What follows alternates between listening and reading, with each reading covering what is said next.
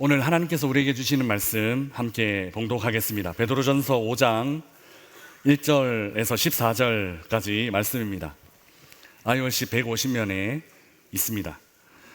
베드로전서 5장 1절에서 14절까지 말씀 우리 함께 한 목소리로 봉독하겠습니다. 이것은 하나님의 말씀입니다. 너희 중 장로들에게 권하노니 나는 함께 장로된 자요 그리스도의 고난의 증인이요 나타날 영광에 참여할 자니라. 너희 중에 있는 하나님의 양 무리를 치되 억지로 하지 말고 하나님의 뜻을 따라 자원함으로 하며 더러운 이득을 위하여 하지 말고 기꺼이 하며 맡은 자들에게 주장하는 자세를 하지 말고 양무리의 본이 되라. 목자장이 나타나실 때에 시들지 아니하는 영광의 관을 얻으리라. 젊은 자들아, 이와 같이 장로들에게 순종하고 다 서로 겸손으로 허리를 동이라. 하나님은 교만한 자를 대적하시되 겸손한 자들에게는 은혜를 주시느니라. 그러므로 하나님의 능하신 손 아래에서 겸손하라. 때가 되면 너희를 높이시리라. 너희 염려를 다 주께 맡기라. 이는 그가 너희를 돌보심이라. 근신하라, 깨어라. 너희 대적 마귀가 우는 사자같이 두루 다니며 삼킬 자를 찾나니 너희는 믿음을 굳건하게 하여 그를 대적하라. 이는 세상에 있는 너희 형제들도 동일한 고난을 당하는 줄을 알미라. 모든 하나님 곧 그리스도 안에서 너희를 부르사 자기의 영원한 영광에 들어가게 하시니가 잠깐 고난을 당한 너희를 친히 온전하게 하시며 굳건하게 하시며 강하게 하시며 털을 견고하게 하시리라. 권능이 세세 무궁하도록 그에게 있을지어다. 아멘. 내가 신실한 형제로 아는 실로안으로 말미암아 너희에게 간단히 써서 권하고 이것이 하나님의 참된 은혜임을 증언하노니 너희의 이 은혜에 굳게 서라. 택하심을 함께 받은 바벨론에 있는 교회가 너희에게 문안하고 내 아들 마가도 그리하느니라. 너희는 사랑의 입맞춤으로 서로 문안하라. 그리스도 안에 있는 너희 모든 이에게 평강이 있을지어다. 아멘. 고난을 읽는 법이라는 제목으로 말씀을 나누겠습니다. 먼저 PPT를 보시죠. 이 단어 어떻게 읽습니까? 같이 한번 읽어볼까요? 시작. 고난. 사실 이 두 글자를 읽지 못하는 사람은 아무도 없을 겁니다. 그러나 오늘 본문에는 이 글자를 우리처럼 아니라 좀 다른 방식으로 다르게 읽어야 한다라고 그렇게 말하고 있습니다. 예를 들면 이런 방식입니다. 우리 다음 글씨도 한번 읽어보겠습니다.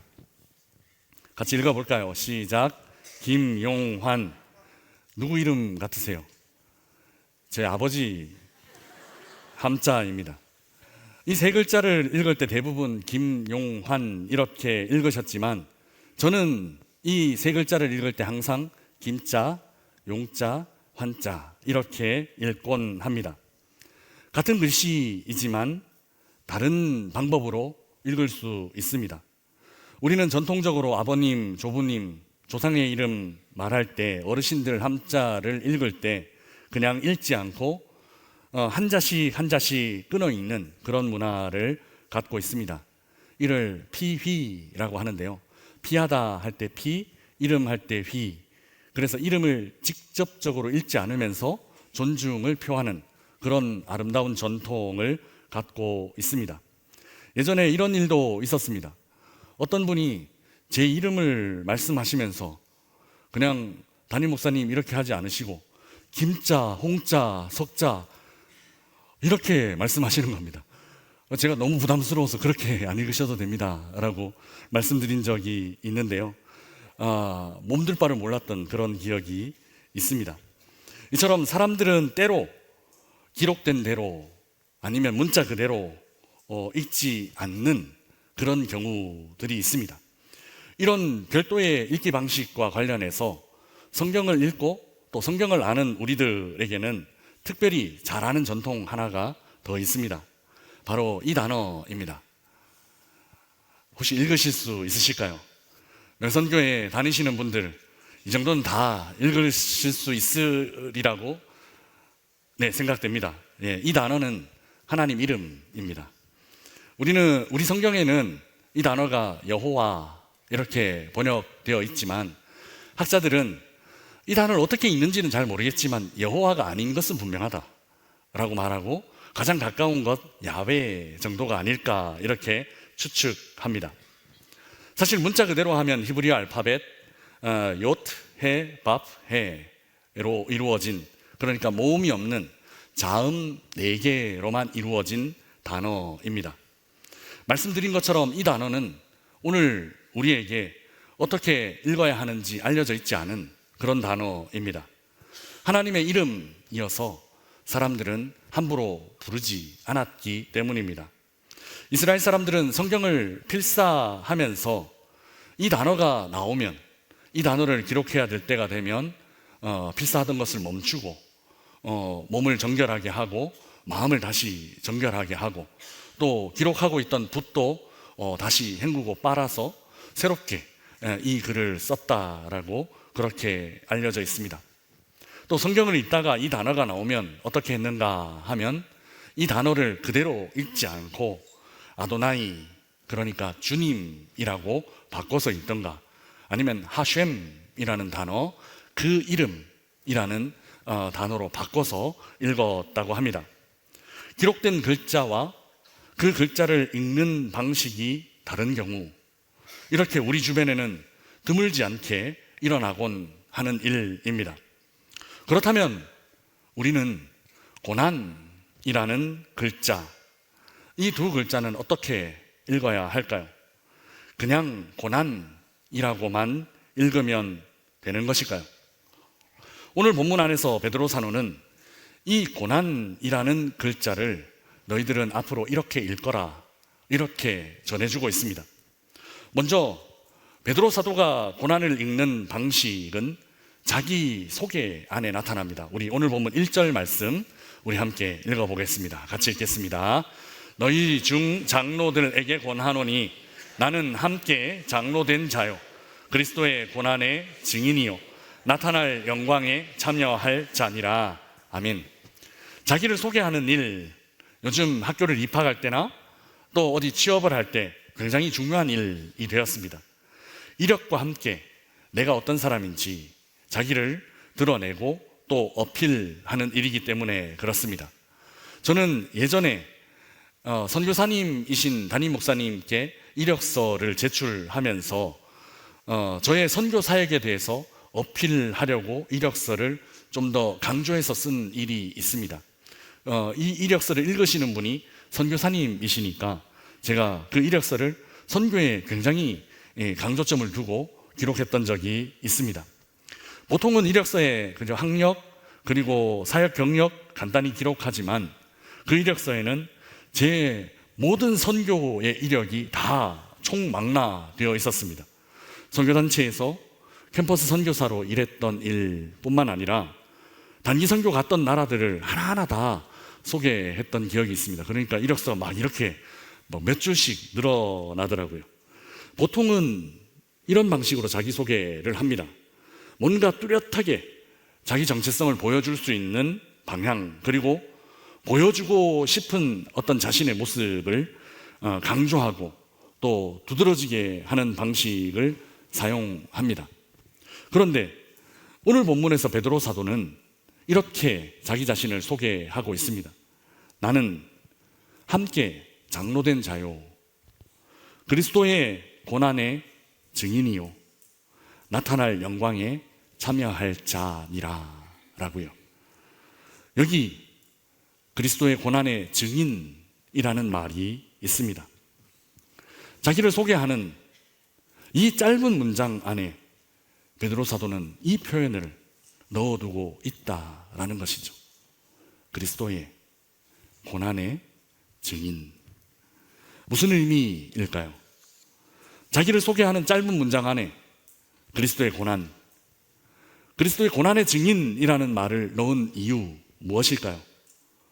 그 이유는 바로 자기 정체성이 여기 있다.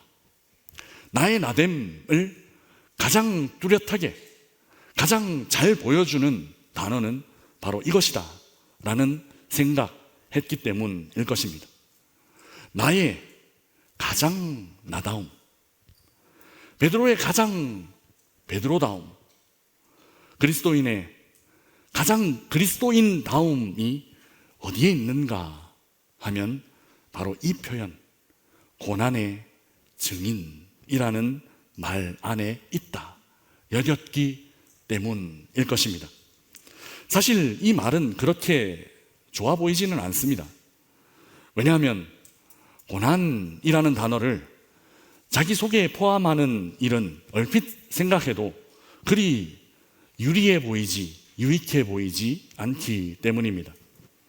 왜냐하면 사람들은 고난, 피할 수만 있으면 피해야 하는 것 고난이다라고 여기고, 또 가급적이면 고난, 당하지 않을 수 있으면 당하지 않아야 하는 것 바로 이 고난이다, 그렇게 여기기 때문입니다. 더군다나 여러분, 당시 사회를 한번 생각해 보십시오. 예수 그리스도에 대해 당시 사회는 그리 호의적이거나 그리 열려있는 사회 아니었습니다. 오히려 믿는 사람들, 예수님을 따르는 제자들에게 박해와 핍박이 있던 그런 사회였습니다.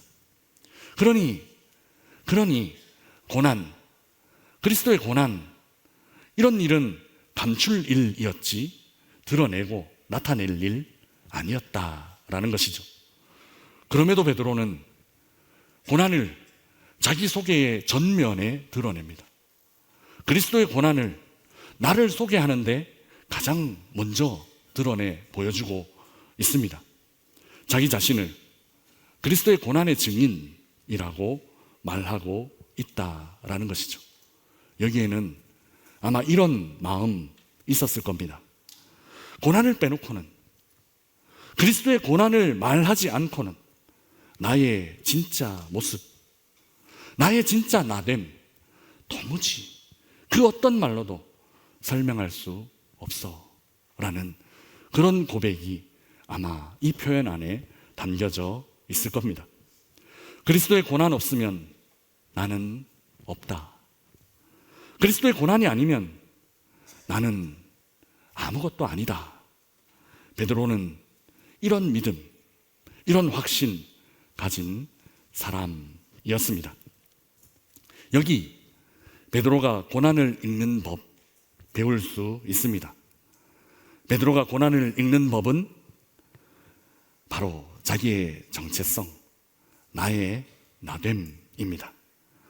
고난을 멀리해야 할 것, 피해야 할 것이라고 보지 않습니다. 베드로는 나를 만든 것, 바로 이 고난이다. 나를 나 되게 하는 것, 바로 이 그리스도의 고난이다. 그래서 베드로는 고난을 자기 자신의 정체성으로 읽어내고 있습니다. 그렇다면 여러분, 우리의 정체성은 무엇입니까? 나의 나됨, 예수 그리스도를 믿는 나의 나됨은 어디에서 오는 것입니까? 무엇을 가지고 있고, 무슨 경력, 무슨 자격증, 무슨 학력, 그런 것 소유하고 있어서 내 정체성, 그런 데서부터 오는 것일까요? 사랑하는 여러분, 그리스도 고난 없는 나, 그리스도의 십자가 없는 나, 그런 나는 없습니다. 존재하지 않습니다. 거기는 아무 의미가 없습니다. 오직 그리스도의 고난 없으면 나도 없다. 그리스도의 고난 아니면 나는 아무것도 아니다. 이렇게 고백하며 사는 우리 명산의 가족들 되시기를 주님의 이름으로 축복합니다. 같이 사역을 하면서도 마찬가지입니다. 나 이만큼 했어. 나 이 정도 했어. 나는 언제부터 교회 나왔어.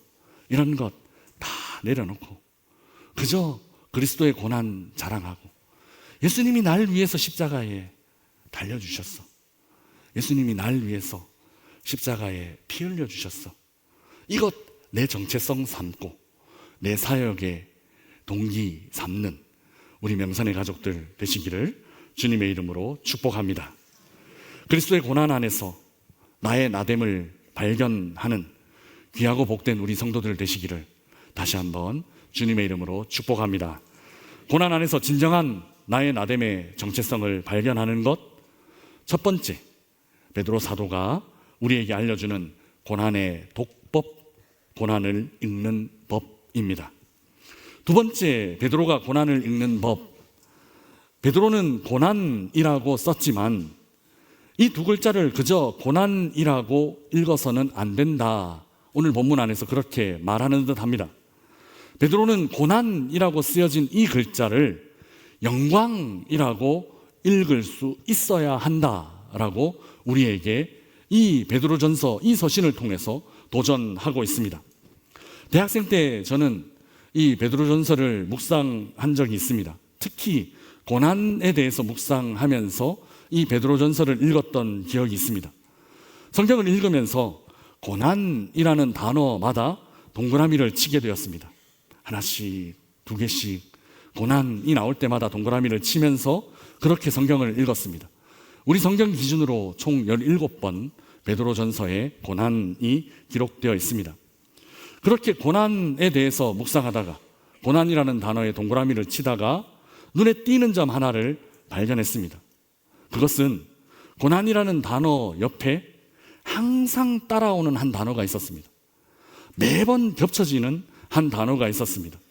그 단어는 영광이라는 단어였습니다. 이제 두 번째 성경을 읽으면서 저는 영광이라는 단어에 다시 동그라미를 치게 되었습니다.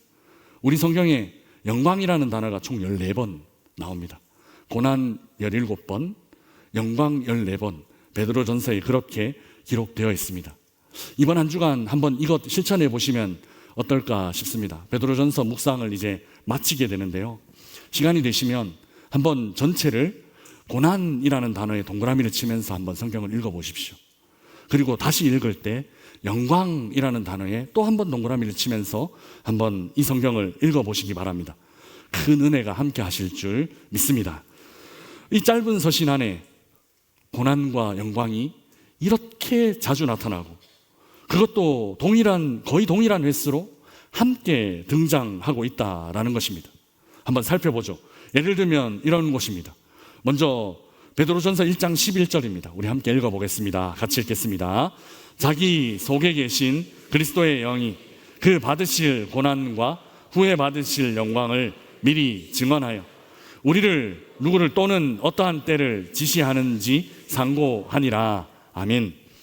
서신의 서두에서 사도는 예수 그리스도께서 고난 받으실 것과 그 후에 영광 받으실 것을 이미 영적으로 증거되었다.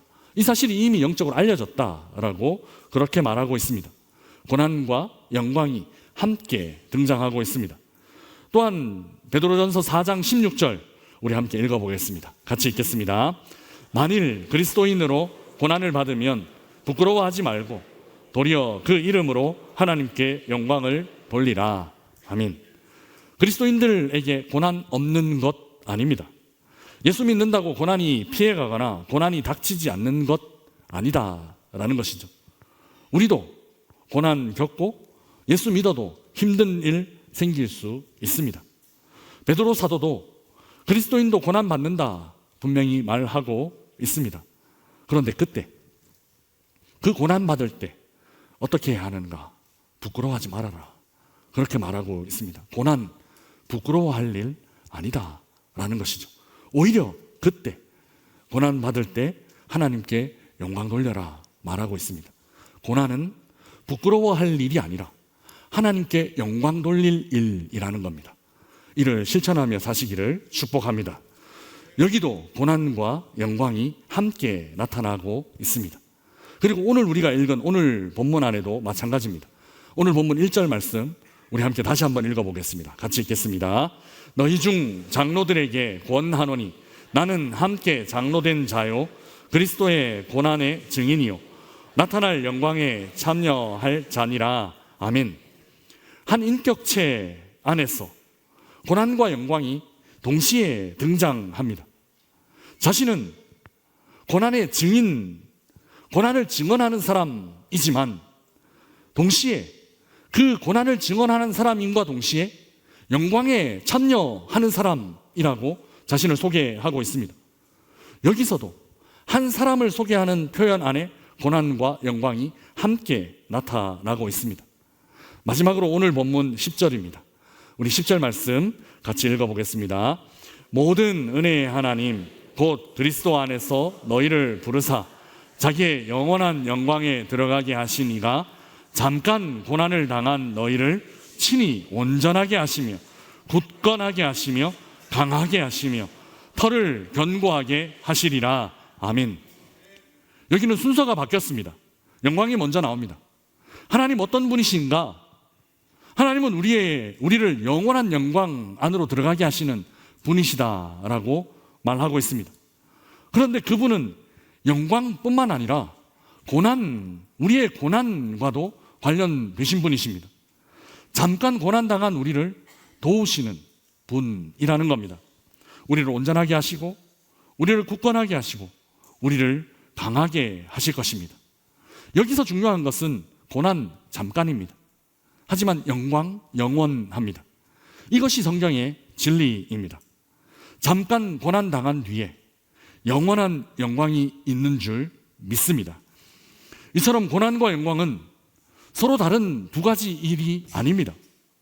그리스도 안에서 고난과 영광은 마치 동전의 앞 뒷면과 같은 것, 즉 한 몸과 같은 것입니다. 우리는 고난당하며 영광을 기다립니다. 그리고 영광을 바라보며 고난을 참고 또 견뎌냅니다.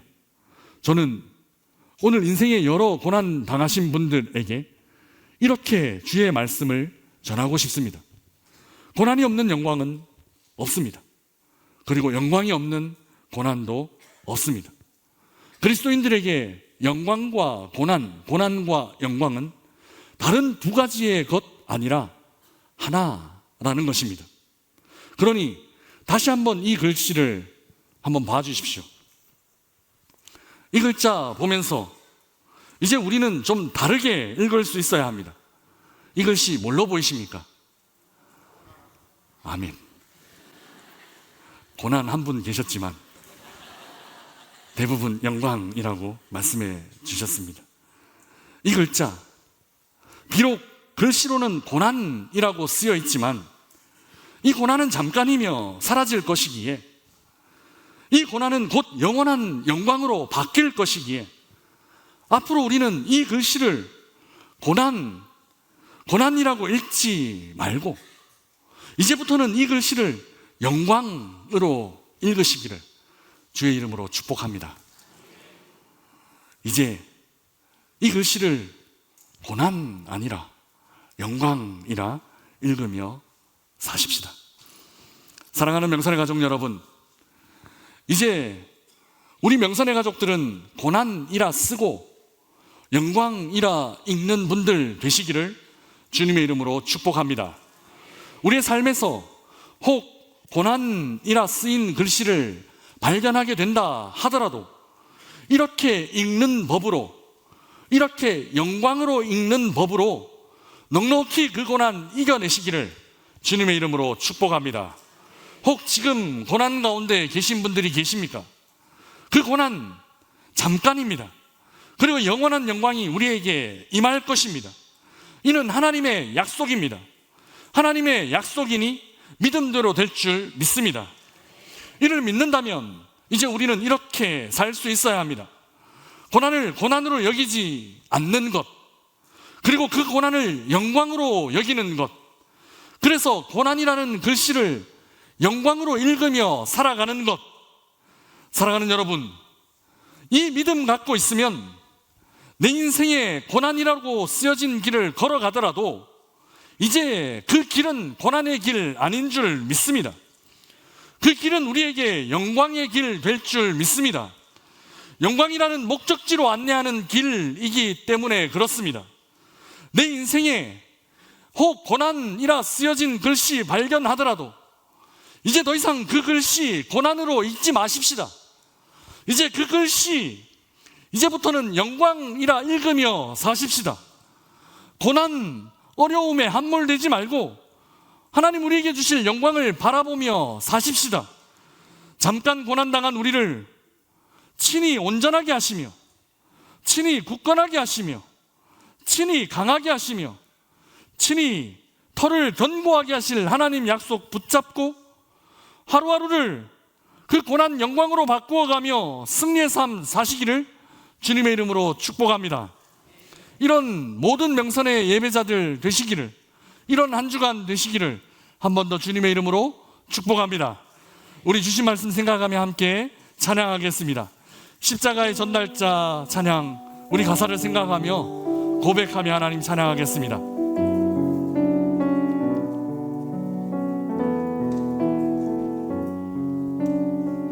난 지극히 작은 자, 난 지극히 작은 자, 죄인 중에 괴수, 무익한 날 부르셔서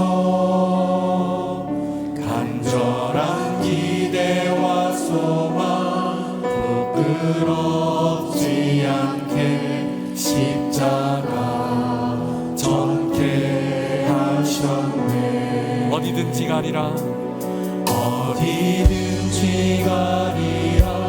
주 위에 서라면 나는 전하리 그 십자가. 내 몸에 맨 십자가 들고 열에 향해 온 세상 채울 때까지 살아도 주를 위해, 죽어도 주를 위해 살아 죽으나 난 주의 것. 십자가의 능력, 십자가의 소망, 내 안에 주만 사시는 것. 지극히 작은 자, 죄인 중에 괴수, 무익한 날 부르셔서 간절한 기대와 소망 부끄럽지 않게 십자가 전케 하셨네. 아멘. 우리 함께 기도하겠습니다. 우리의 인생에도, 우리의 인생길에도 때로 고난이라 쓰여진 글씨를 발견하게 되곤 합니다. 그러나 이제부터는 그 고난이라 쓰여진 글씨 고난이라고 읽지 마십시다. 그 고난이라고 쓰인 글씨 이제 영광이라 바꾸어 읽으며 사십시다. 우리의 삶의 모든 고난을 주님 안에서 영광으로 바꾸며 사는 삶 되게 하여 주옵소서. 우리 함께 기도하며 나아가겠습니다. 기도하겠습니다. 주님,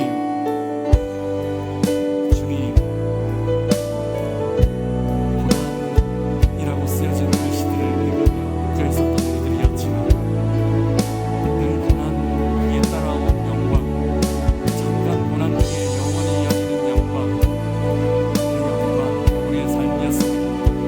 이제부터 우리의 삶에서 고난 아니라 영광으로 바꾸며 살겠습니다.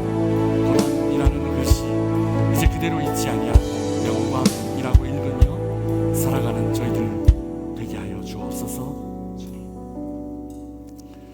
사랑의 주님, 감사합니다. 고난이라고 쓰여진 인생의 길을 걸을 때 그 길은 고난을 향해 가는 길 아니라 하나님의 영원한 영광 향해 가는 길임을 깨닫게 하여 주옵소서. 그래서 우리의 인생의 고난 그저 힘겨운 일, 그저 어려운 일로 받지 않고 이 고난이야말로 영광스러운 일입니다. 고난이라 쓰인 글씨 영광이라 읽으며 살겠습니다. 잠깐 고난당한 우리를 친히 온전하게 하여 주시고 굳건하게 하여 주시고 강하게 하여 주옵소서. 우리의 삶의 터를 견고하게 하여 주옵소서. 감사합니다. 우리 주님 예수 그리스도의 이름으로 기도드리옵나이다. 아멘.